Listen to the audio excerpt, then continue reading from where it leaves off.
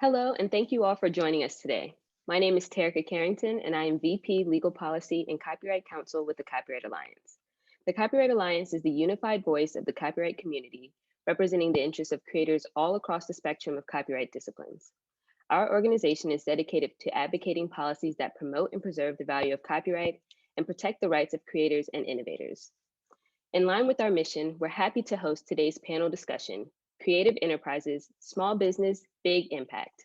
In celebration of World IP Day, you'll hear from a variety of creators and advocates about what it takes to grow and monetize a creative business, the challenges faced running a business during the pandemic, and how intellectual property helps to fuel the creative and business processes.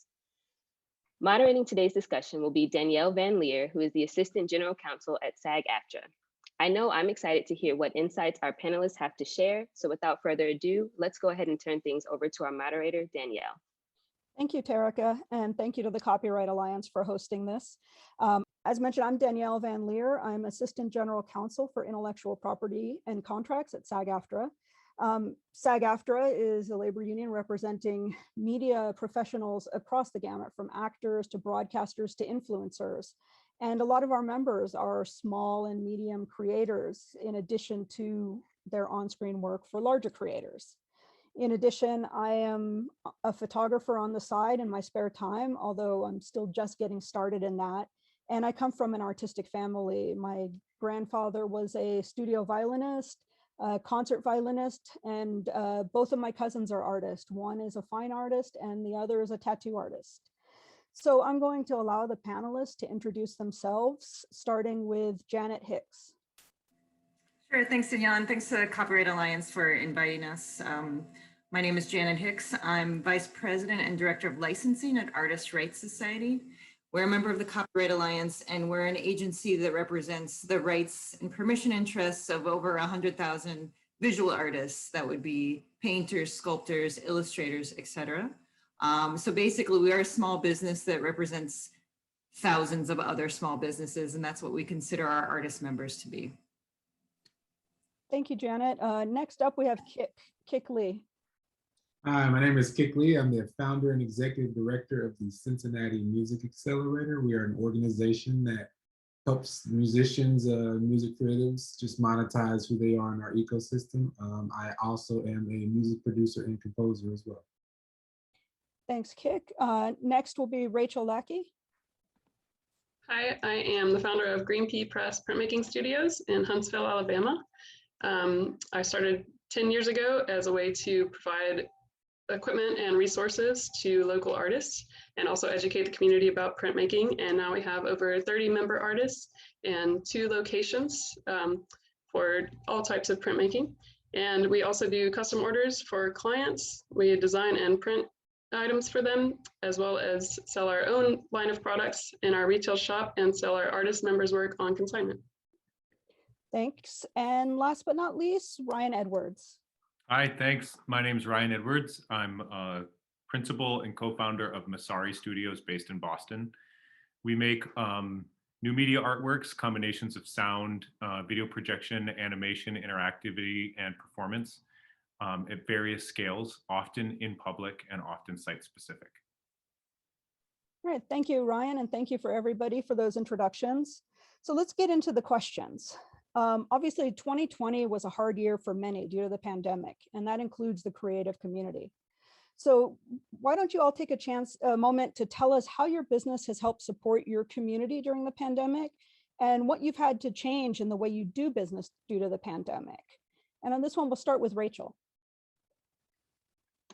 Thanks. We have an online fundraising platform where we print t-shirts for local businesses, and we were able to partner with local organizations to raise over $10,000 in direct grants for service workers who found themselves suddenly unemployed during the shutdown, as well as other local small businesses, musicians, and organizations that needed funding immediately during that time, which also allowed us to retain our employees, and they were able to print those orders and work in shifts so that they didn't have contact with one another or with customers. And I'm also grateful for the PPP loans, which helped keep us going during that time. since then, we, of course, during the shutdown, we had to end all of our classes and public demonstrations. And since then, we've moved to reducing our capacity, just allowing more space for people, masking, sanitizing, obviously, but we can no longer do hands-on demonstrations with the public. We're trying to offer more online demonstrations and how-to videos. Of course, we couldn't do any art festivals, everything got canceled. We usually do on-site t-shirt printing at events, and all of the events in 2020 got canceled. So we have really shifted things online and just a lot more individualistic, which is really a shame because we're all about collaboration and working with the public and bringing that interactivity. So we are hoping to get back to that this year. Seems to be a lot of that happening, unfortunately, but it sounds like you managed well. Kick, how about you? So pretty much the Cincinnati Music Accelerator has been able to help musicians in a way that we had never even thought would be possible. And of course, during COVID, it affected a lot of a lot of venues just shuttering up. So what we did, we were able to allocate musicians from around our ecosystem and convert them into street performers, just to go out in the streets and bus. And we were able to get funding and just monetary support from local partners and nonprofit organizations that funds the music and performing arts, and pretty much compensate them to just bust in our ecosystem. So we would compensate them a small stipend, and of course, any tips that they collected were theirs to keep. We didn't even ask them for that information. We were just really thankful to help them just be able to get back at it, continue to rehearse. A lot of our musicians are just looking for a place to practice and rehearse, and we were able to allow them to just access spaces and places in partnership with our local businesses and organizations to do just that very thing. So that was like the big thing we were able to do. Doing that, we were able to allocate $75,000 between the spring and summer of 2020 to just pay those musicians to be able to do that. So that was very exciting for us. That's amazing. Janet or Ryan, did you have anything also to add that your businesses did? I mean, I'll start. I don't know, Ryan, if you want to chime in as well too. Our business is intellectual property rights, and during the pandemic, I think one of the valuable things about IP, which will come up again and again during this discussion, is the fact that it's sort of an evergreen when it comes to a revenue stream for visual artists and for other creators. So, one of the blessings that we have in this industry is that although all of our members are visual artists, people in a variety of disciplines are going to want to use that artwork. So there are certainly some industries that were a little more pandemic proof than others. And we found that maybe requests from those industries were happening more so than in others. So we were able to keep a nice balance for our members and keep a income coming in during a difficult time. Excellent. Ryan, did you have anything on this one? Sure. I mean, we certainly, along with everybody, had to rethink and do the shift, but our studio is based on a pretty diverse set of skills. So we found as long as we stayed focused on helping people, we could stay busy. And I think for us, one of the big things was really just shifting to, committing deeply to a place of service and being available for people, whatever that meant, and figuring out the details later, kept us not only busy, but feeling our worth in our community in a deep way. Excellent. It's a little surprised that a creative community can find ways to creatively work its way through even these difficult situations and having to shift different business models, which does lead well into the next question, which is what innovations have you come up with to keep your art and creativity active and flourishing and reaching your audiences during this difficult year? How has this had a positive impact on the communities that you serve? I think, Ryan, we'll stay with you on this one because I think you had some interesting stories on it. Sure. Well, I would say we're fortunate because we identify as site-specific artists. So when the site changes because it can't be in the theater, it now needs to be in the parking lot, that didn't throw us too terribly. So some of the challenges we could meet in stride. And for some of our colleagues in our community that had more trouble meeting those challenges, we stepped up with things like the use of our projection system and sound system to help dance performances still happen through projection on the side of a building, for example. We also work with some social activists and protest movements to project messages and messaging on buildings, and to step up in ways where we could still be a part of making ourselves heard and helping amplify voices that maybe didn't need to be as big of a crowd. And those were ways that we found, even doing that and then that being captured and live streamed or shared on social media, showed people things happening in public space, which had texture and meaning. So those were a couple of the ways that we, found the opportunity to be helpful and use our creative tools to still connect people. Awesome. I remember hearing about some of those building projections, those kind of installations that were happening around the country at times. An interesting approach. It was awesome. I mean, at one point, as an anecdote, in the wake of George Floyd's killing, we projected George Floyd's face on the Boston Police Department. Wow. And stood by to wait to see what would happen. And it was an extremely powerful moment for our city, and it ended in a very powerful way and in a peaceful way. But it was a moment that just sharing that to our community showed action when we were all looking for ways to be active, and it was really powerful. Awesome. Yeah, that's art is powerful, right? It's creativity. Kik, I think you had some innovative ways you did stuff during the pandemic. Absolutely. So it was kind of our way of, we didn't realize, but we were already kind of seeing into the future. And how that happened is my secret weapon, as I tell many people, is Pinterest. I always have a creative idea. And when I want to be able to project it in my own way out of my head into something, I take different pieces of images to give a whole scope visual of what this idea is and how it can function and work. And that idea was to do mobile programming in different communities that are underserved, that don't have the amphitheaters, that don't have the parks with the stages, that just don't have a space and place to just program. And a lot of that is just live music.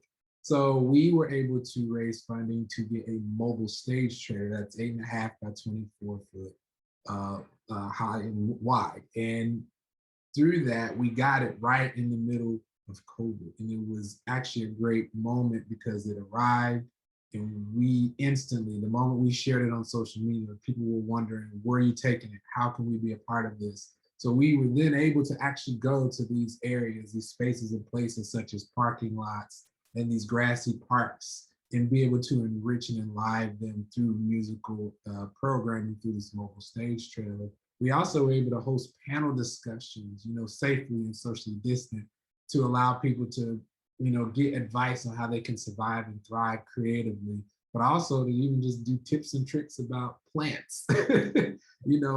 How do I take care of my plants now that I'm at home? It became just more than music. It became sense of unity, sense of community, sense of one in being.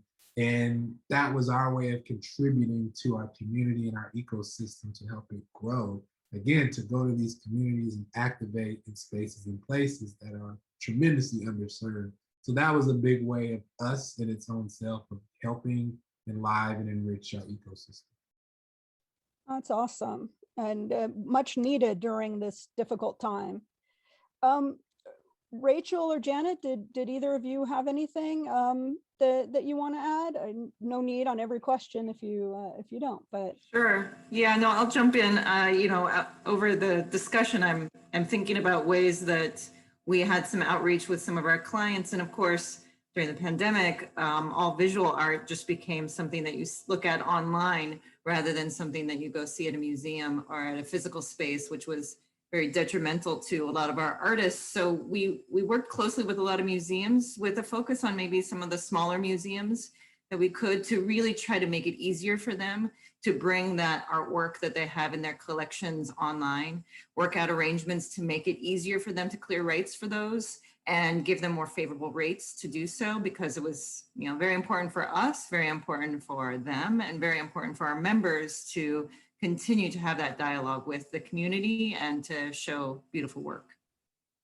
I remember being excited with seeing a lot of these museums going online with virtual exhibitions, and museums that I never had a chance to visit or probably never will, and had a chance. Actually, yeah, that's a beautiful part about it too, is that there are collections now that I'm more familiar with that I don't think I would ever get a chance to visit to in my normal life that now I know about.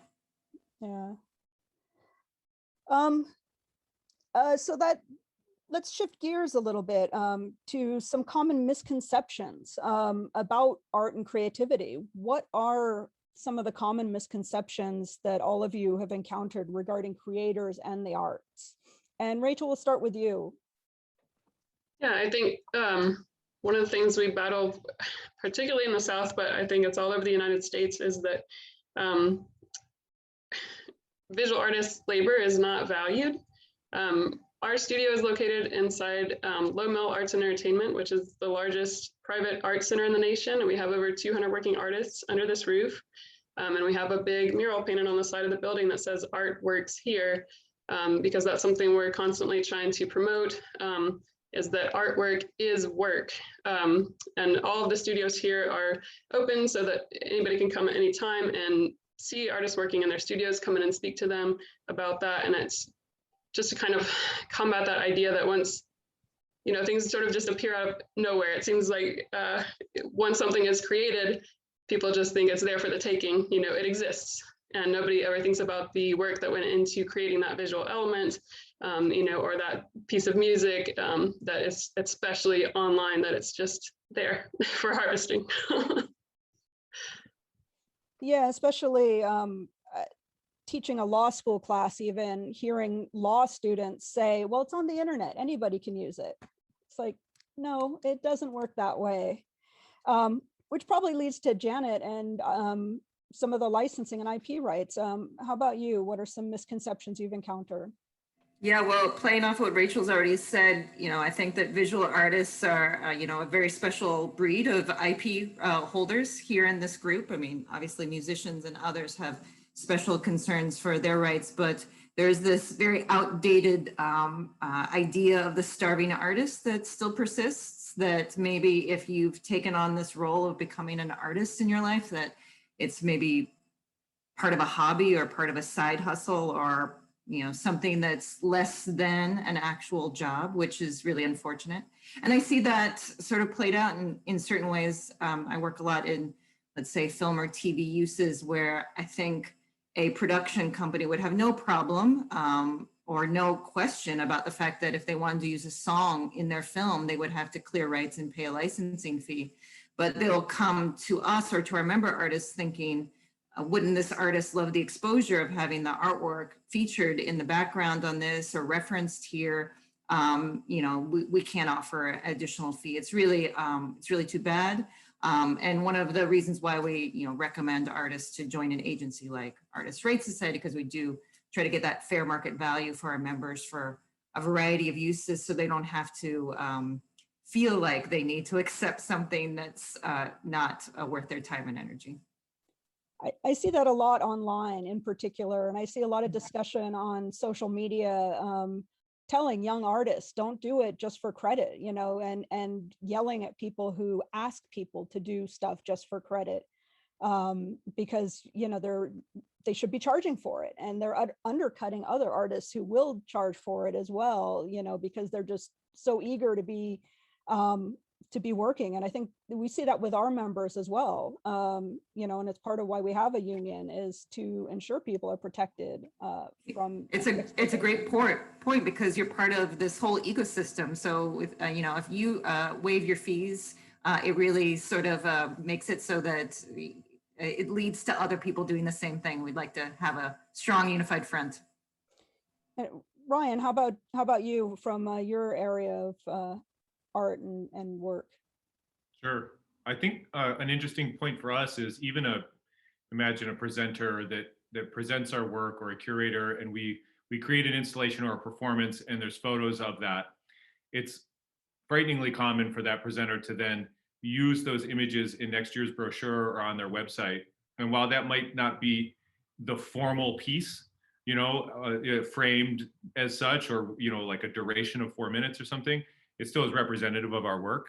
And we find we're often reminding, chasing, and pounding on the doors of people who are using our work as that type of supportive next season without credit. And even the work we do to put it in contracts and try to make it somewhat apparent and obvious that that's meaningful to us. And obviously the credit to the photographer and videographer. Those baseline things are still really overlooked frighteningly often. And that's something that I think, it's meaningful to us. And I think to your former point, yours, Janet, it's meaningful to everybody that we can work from an artist level and from a presenter level and from the commercial level to raise the image and the value of that. It's interesting from the lawyer's perspective, how little people recognize the importance of contracts, one, and the importance of reading contracts. I've seen a number of fan art contests where big brands or big companies run contests like, you can design the poster for next season, and the winner will get $100. That is, and they're giving up all rights except for, limited, putting it up on their social media or whatever, their portfolios, to a big company that would normally pay a lot more to a designer. And I think it's great that they're encouraging the creativity, but they're also at the same time taking advantage of, these young, interested artists or even older artists, but the chance to do this work and get their art seen. And they don't recognize what rights they're giving away a lot of the time as they're signing up for these contests. Kik, did you have anything to add on the music side of this? Yeah, I wanted to also say, the misconception that people think a lot is that you can't reason with us when you make a mistake. For example, using our content without our permission, and then, you get caught and you have that oopsie, we can talk. I had a situation where my content was used because that's what I do. I compose music for marketing and advertising. It was used without my permission. And I did my due diligence to research how did this happen. And, it was actually an error, an anomaly error. And I went to them and said, hey, can we talk this out? They were willing to talk it out. I asked them, I said, I would love to be compensated for this, to some degree, not looking for the full amount, but also be able, can you guarantee me so many more opportunities over a course of so many years, so we can make sure this doesn't happen again, as well as it helps my resume. And they were tremendously open to doing that. So I just want to definitely say, you can reason with us. We're willing to talk and negotiate things out. I think that's a good point. It's, if you make a mistake, try to fix it. Don't always just hide. And whether you're a blogger or a big company, there's room to talk to folks. So speaking of, monetizing your creativity, we all have seen that the creative economy plays an integral role in the US economy, and intellectual property plays a big part in that. How does copyright help creators stay in business and prosper? And we'll start with Janet here, since that's the crux of your business. Yeah, I mean, we're based on IP for our member artists. And I think, coming out of this COVID time, creators were leaned on more than ever. Everyone wanted to stream something. Everyone wanted to have some beauty in their home with some artwork. It was a time in which I think, or listen to music it was a time in which the creative community was probably leaned on more than most, yet probably compensated the least. And so that's why it's so important for our members and for all others to really value that intellectual property right that they have, because as mentioned before, in these lean times, it's something that you could really count on as a more consistent revenue stream. There's not only licensing for, books or magazines, which are sort of the bread and butter that we work on, but additionally advertisements, TV and film, all these uses that, of course, had their dip during the COVID recession, but have really taken off again. And we're finding, especially I would say in TV and film, art is being used more than ever. So it's a really viable way in which your IP rights can be used. And there's just a whole host of other kinds of collective rights that are available to artists in other countries that a lot of artists don't know about. And being aware of it, being a good steward of your rights, and not waiving your rights is a really smart way to be a good business person about your intellectual property rights.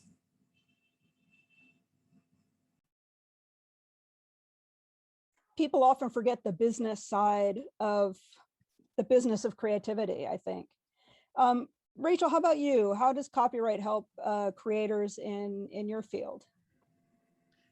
Well, in particular, we're printmakers, so we rely on being able to actually produce the items with our images.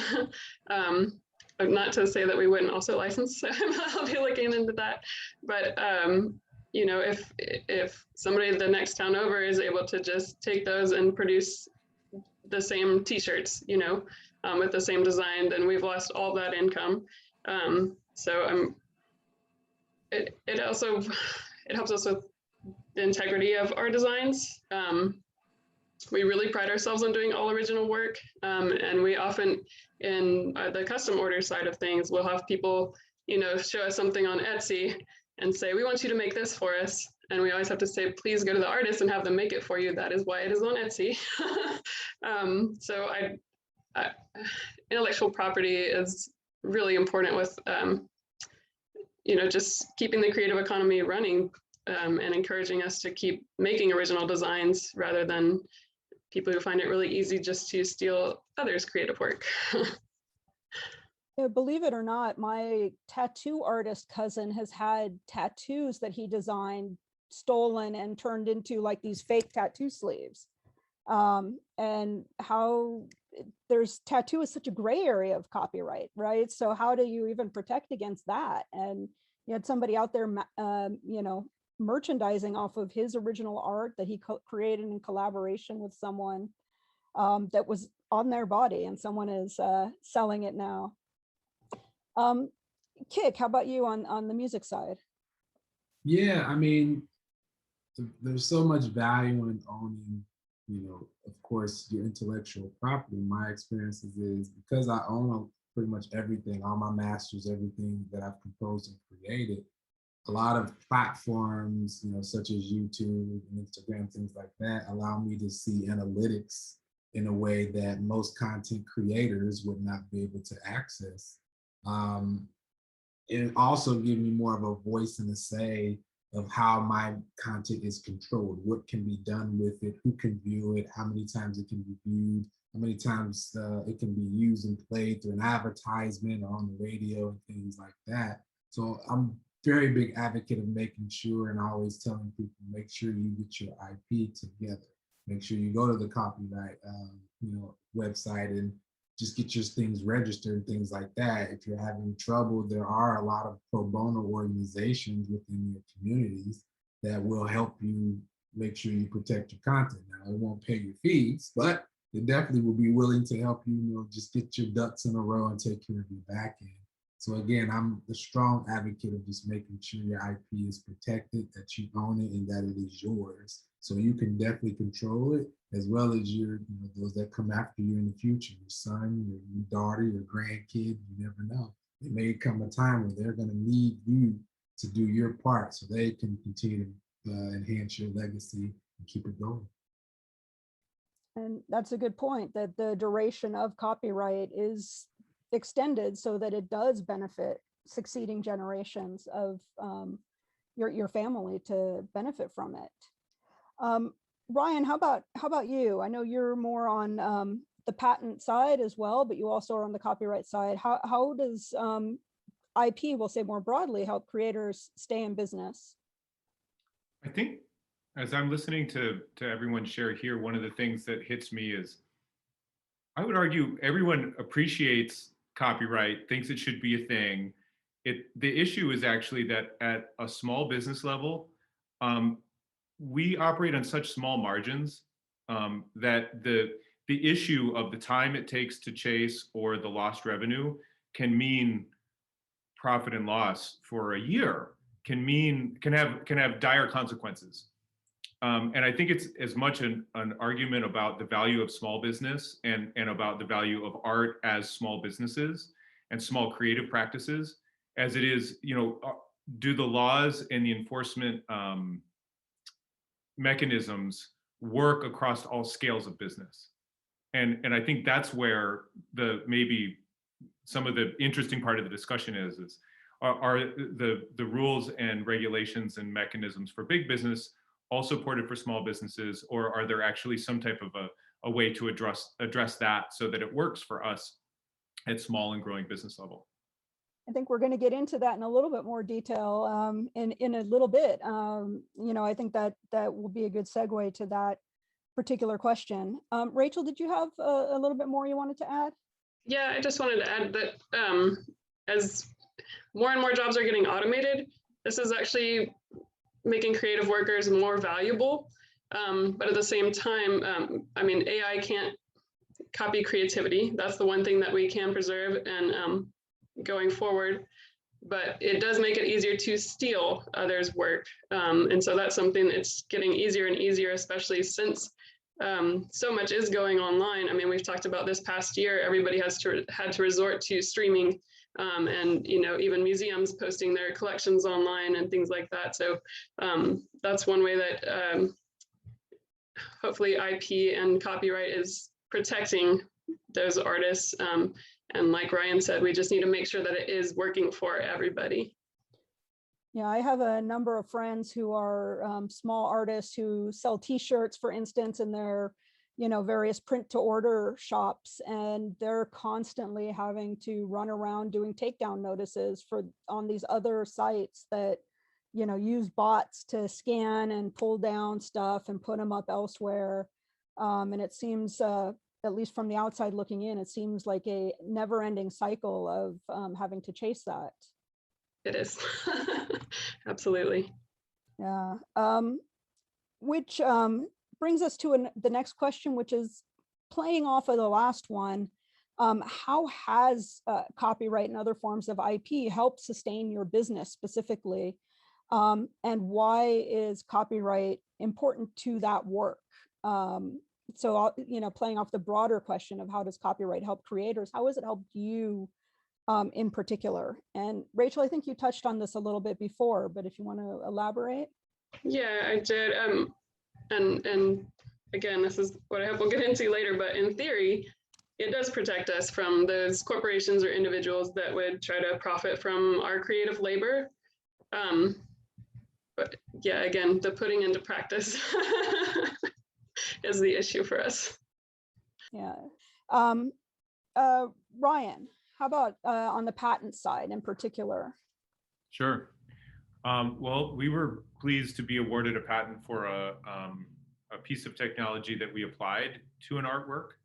And that allowed us, that award allowed us to relax, frankly, to not feel the competitive nature of market or showing or development. And as artists take the time to understand what we had discovered and created and develop it in a meaningful way, and then share it openly, share it how we wanted to as an artwork. And and I'm sure that is meaningful across all of today's discussion, is it's actually about feeling safe and feeling that I can show this and I can do what I'm called to do in my life, which is to, share my work with people in a meaningful way and to actually be vulnerable, to be okay with that. And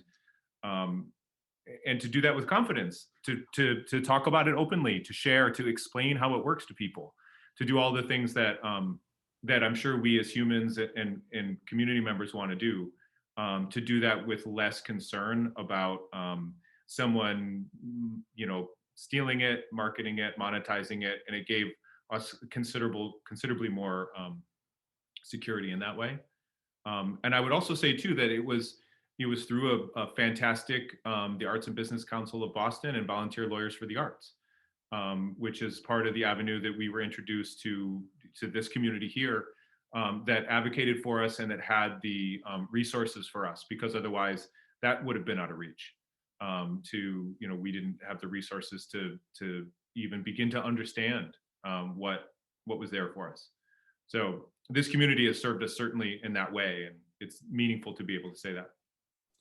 Yeah, and obviously, I mean, this is a panel on copyright, but all the IP rights seem to interact. And I think, Ryan, you're a good example of how patent and copyright can overlap in this creative and especially technologically creative area. I'll add too that one of the things that it did, and to the extent that we hope these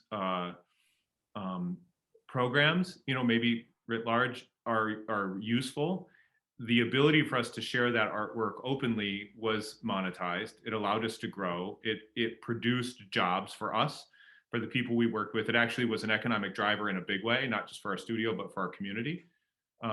So all of that, hopefully has meaning beyond, it worked for me. Well, hopefully it worked for a lot of people. And I think in our case, it did. That's excellent.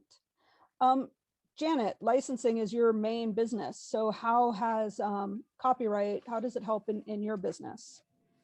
Yeah, well, it's everything for us. It's what we manage for all of our members. And so it's important for, obviously, our members to respect it and to understand it. I'll take this opportunity to talk about, I think, a few things that were just talked about just now, especially Ryan's point about that freedom to relax, or that freedom to sort of have the ability to create. What we love to do through Artists' Rights Society is to alleviate a lot of the administrative burdens from artists. So you can create work and not have to worry about reading that contract 3 times to make sure you're not signing it when it's an adverse contract, or if you have to do a takedown notice on something that you found online. These are the kind of services that we provide for our member artists without additional fees.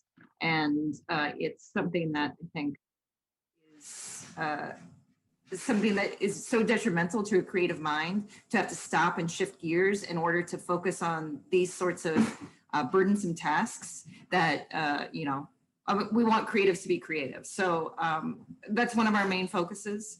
And, another point about these contracts too, is oftentimes these contracts are for very small uses that an artist might get, like even gratis uses for a publication, or a small use that, like, just sign this as a friend.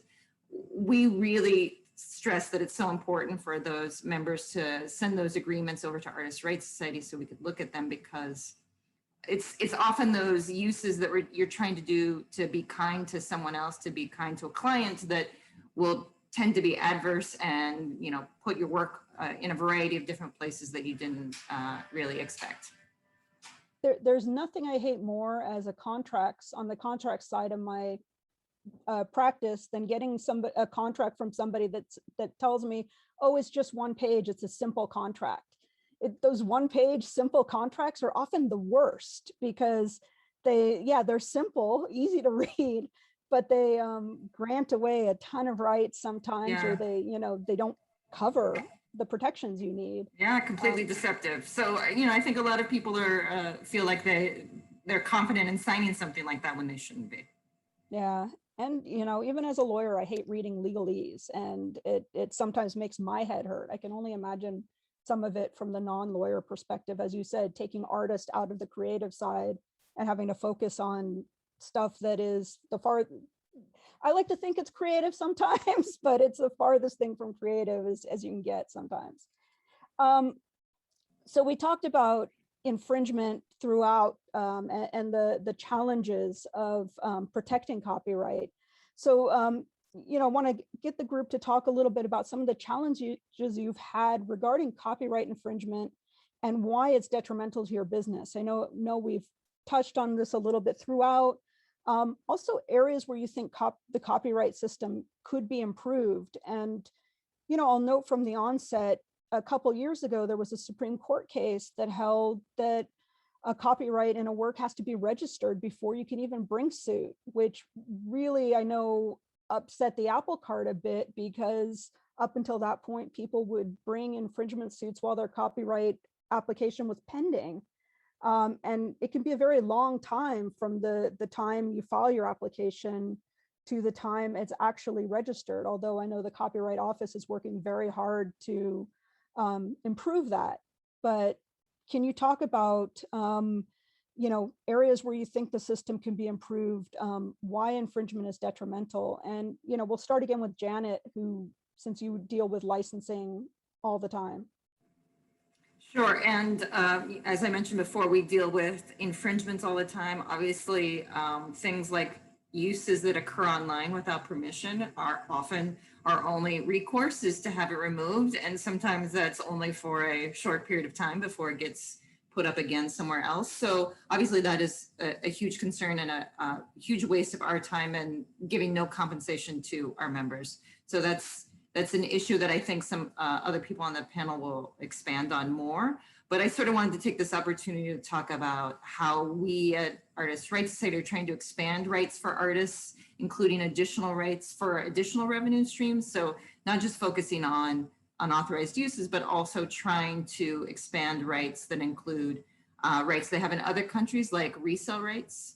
So we're looking to, as we have for the past 10 years, to try to get rights for visual artists and so that they get a percentage back on the secondary sale of their artwork at auction. So an additional small percent, perhaps 5% on that secondary sale, which they already get in many countries in Europe and throughout the world. We would really advocate for that to take place here in the US, because again, when we're talking about equity for artists, we're talking about equity for creators. We'd like to see that it's recognized that visual artists are at a bit of a disadvantage when it comes in comparison to other kinds of artists. If you write a great song or if you write a great novel, you're going to be compensated on the sales of that novel or the sales of that song in the same way. But if you create one great painting, it gets sold once, you know, you don't get anything more after that. You have your reproduction rights, but that's, you know, that's different. And so, you know, this one piece that you could have sold for $200 in the 60s, that's worth 20 million now, you know, you're not seeing any of the benefits of those additional sales. So we would love to see something like that come into play in US legislation. Interesting. Brian, how about you? Well, my addition is into this space that is actually pretty hard currently, to my understanding, to copyright, which is in non-fixed media. You know, we create works that are dynamic and often iterative or generative, interactive artworks. So we cannot freeze them and say, this is the artwork. And that creates a very interesting place for us to try to protect our work and meaningfully talk about what the artwork is under what are, in some cases, perhaps pre-digital or early digital terminologies. And my contribution to this part of the discussion is really that is only going to happen, it's happening, and it's going to happen more and more as technology accessibility and the public's interest in works that are developing, you know, in all media, but certainly in mixed media, where we don't quite yet have the tools to protect that or to talk about, to kind of define it. And that's a space that I know we live in, and in many cases, we can't even start to begin to discuss copyright of work because of its very nature. So I'm interested in how that progresses and what I can learn in that space. Yeah, an interesting conundrum in your field of art. Rachel, how about you? So we have had a few instances of direct copyright infringement from t-shirt designs. One time we had one of our custom order clients walk in wearing a t-shirt that was our design, and we quickly realized that that was not a t-shirt that we had printed. And he said that he had gotten it the next town over. It was a direct copy of our most popular selling design. And so we were kind of at a loss. That was our first experience. We didn't know what to do. So we contacted a lawyer to have him write a letter to the company that was carrying the shirt. But nothing, came of that. They stopped. They had already stopped carrying it. Who knows who printed it? We never saw anything from that, and we have no idea how many they sold. Another time, one of our clients took one of our original designs, not one we had even created for the client, but one that we sell in our store, and took it to a different printer in town and had them produce T-shirts for them. And that time we reached out to the lawyer again, and they reached out to the printing company, and to that we had the client's contact information because we had worked with them before. But again, it cost us hundreds of dollars, and we did not get compensation. Excuse me. And then another time we had to deal with one of these bots, the faceless entity. Somebody just happened to share while we were doing, I talked about our online T-shirt campaigns before. So sorry. But while we were running that, we run it for a limited amount of time, pre-sell T-shirts, and then we can produce them all and ship them out. One of these bot companies picked up that design and was doing the same thing, pre-selling them at the same time. And so they had a counter of how many they were selling. We reached out to the lawyer. They had nobody get in touch with. It was a completely faceless entity. There was no recourse, nothing we could do, and it still cost us lawyers' fees. So after that, we've kind of just decided that it is pointless.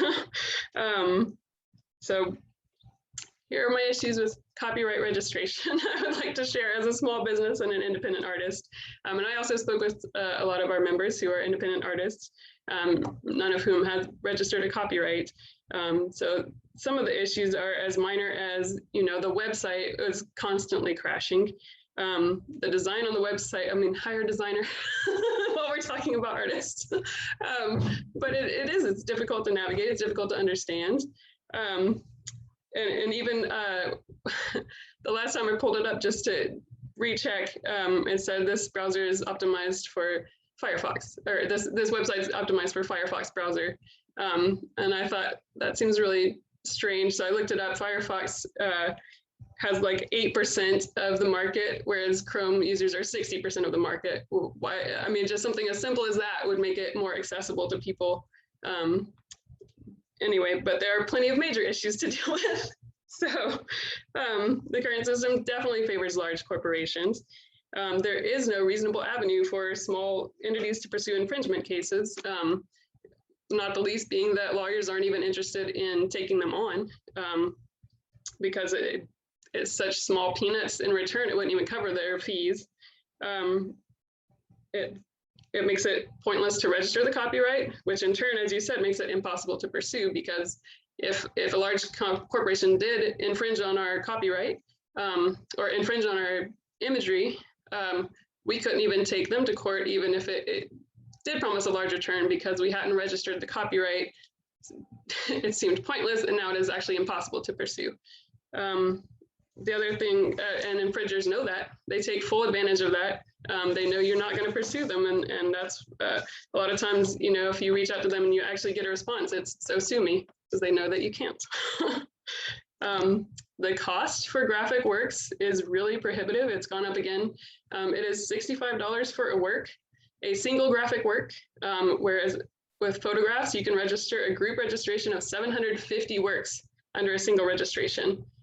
They have started doing a group of 10 for graphic works that you can register under single registration, but they must be unpublished works. And that's a problem for somebody small like us. We create designs all the time, but our way of finding out if there's a market for them is to produce them, print them, put them on our shelves, and see if they sell. Therefore, it's published. So if we were to register that copyright, it would be $65 per one T-shirt design. And then there's confusion about what actually published versus unpublished means. If you have posted a design on social media, is that then published? Cases have been thrown out for something as minor as that. Or if you are trying to register a group of works and they decide that one is considered published instead of unpublished, they'll throw out the whole registration for all of those works. So a little clarity would be helpful. and as far as the cost, $65 per work. To give you an idea, the minimum wage here in Alabama is $7.50 an hour. If you are, a college student or an up-and-coming artist, and you may be working a minimum wage job, that's literally a day's work to register one of your designs in copyright. And if you look nationally, the average income for an illustrator is around $40,000. And you think about how many works we produce in a year, it's just astronomical how much it would cost us. For a large corporation, it's nothing. So I have a few suggestions.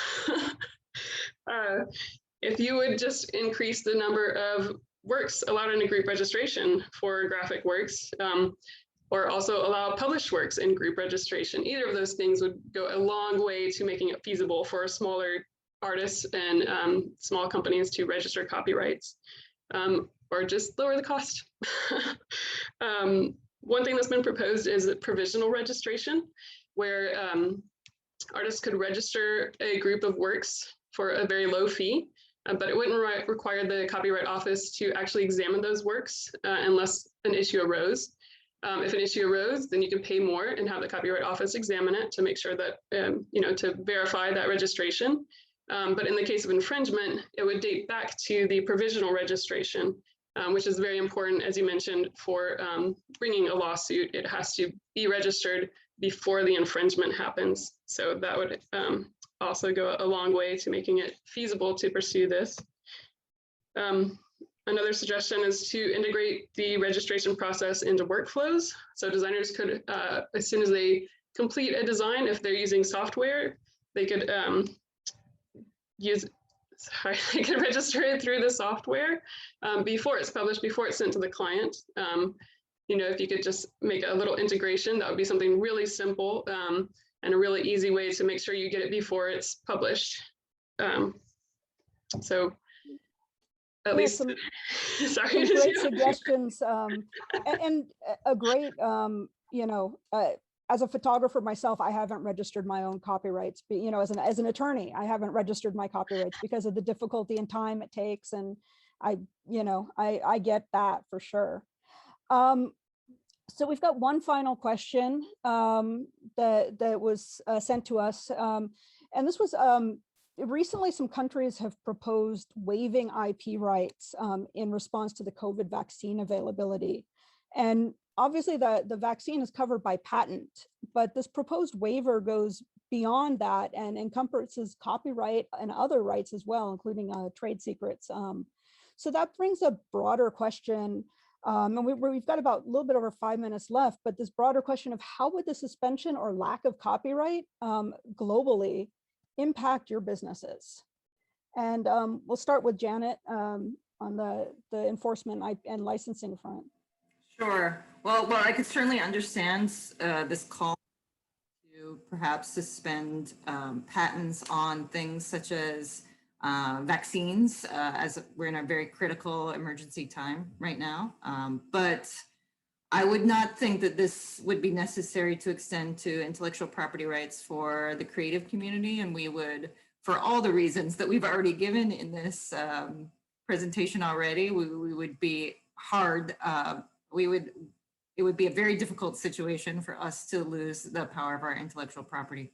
For our visual artists, it's an incredibly important additional revenue stream, and something that, as mentioned before, you could also, it's a legacy. It's something that you pass down to your children as well. So we would discourage any sort of waiving of IP rights.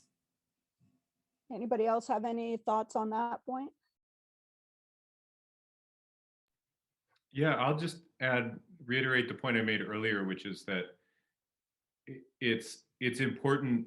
It's so important to understand the nuance of small businesses and independent artists and the whole spectrum, from the conversation that we're having up to an international pharmaceutical company. If we're talking about whether those same rules and ideas apply to the conversation that we're having, there is a serious disconnect in the nuance of lawmaking and regulations. It's laughable that it could apply to us. And while I completely support the need to be generous, And I think that there's also the ability to be generous, if that's what it is, or to be, like to serve humanity with life-saving drugs, and also protect humanity while elevating the artwork of its people. I don't think they're mutually exclusive. Yeah, there definitely strikes me as a bit of a disconnect between pharmaceuticals and creative content. And, suspending copyright on the instruction manuals for those pharmaceuticals might be one thing, but on I don't know that it makes sense to suspend it on art and music and literature. Something fishy going on there. Yeah, it's a rather broad proposal, it sounds like. Well, we've got just a couple minutes left. Does anybody have any final thoughts that they didn't get a chance to express, that didn't fit in with any of the other stuff we've discussed so far? Anything you'd like to add? I'll add one bit. I wanted to actually echo Rachel on the website itself. Dealing with a lot of young creatives of, actually becoming very young from the age of 12 on up, who are a lot more intelligent, a lot more open to understanding how they can protect their work and their content. The website does play a critical role in part in making sure they're able to truly understand how to navigate, because there are a lot of individuals who get so confused on just how to navigate the website. They don't even try to seek help to figure it out, because they just don't know anyone that will help them and allow them to be able to figure that out. So, an example, we have here in Cincinnati, Ohio, our clerk of courts, when he was running, when he was running, first thing he said was, "I will fix the website. I will fix this website," because it was terrible. And when he got elected in there, he did just that. And it changed the way we handle a lot of things with our clerk of courts, the way we visit. A lot of things can be now achieved online. We don't physically have to go somewhere to, file certain things or do certain paperwork or look up, obtain certain records. He even digitized a lot of records that, down in the locker or bunker of some sort, I don't know. So I say that to say, just if there's a way something can be done to fix the website, I would do that. And I would also implore everyone to, work with these new up and coming tech startups. They have a lot of answers, to questions we're asking. They have a lot of solutions to the problems you all are trying to solve. So if you have the ability to just start a conversation with them and see how their platform, their intellectual property can help you protect others' intellectual property, accelerate it, I would do that. Yeah, and I believe the Copyright Office is working on an overhaul of the registration system and the website, but as we all know, it takes time to do that. Rachel, did you have any final thoughts? Yeah, I also wanted to mention one thing that I am excited about, or that seems to be moving in the right direction, is the passing of the CASE Act, which establishes a small claims tribunal for the small copyright issues for medium to smaller size businesses and individual artists, where it'll have 3 officials presiding instead of a judge. It doesn't require you to bring a lawyer. It's a voluntary process. And at least 2 of those officials will be experts in copyright law, whereas with a judge, you can't guarantee that they are necessarily specialized in copyright law. And so they might throw out a case when an expert might have a different opinion. And being able to actually pursue this will hopefully give some incentive for infringers to respond, to take down notices or cease and desist. And there's also 2 more aspects of it, or be that designers can receive a declaration of non-infringement for works that they are using fairly. And also people can, one thing that some of my members mentioned was that it's a lot easier to get dinged by a DMCA takedown notice than it is to defend against that. And this tribunal will help with that as well.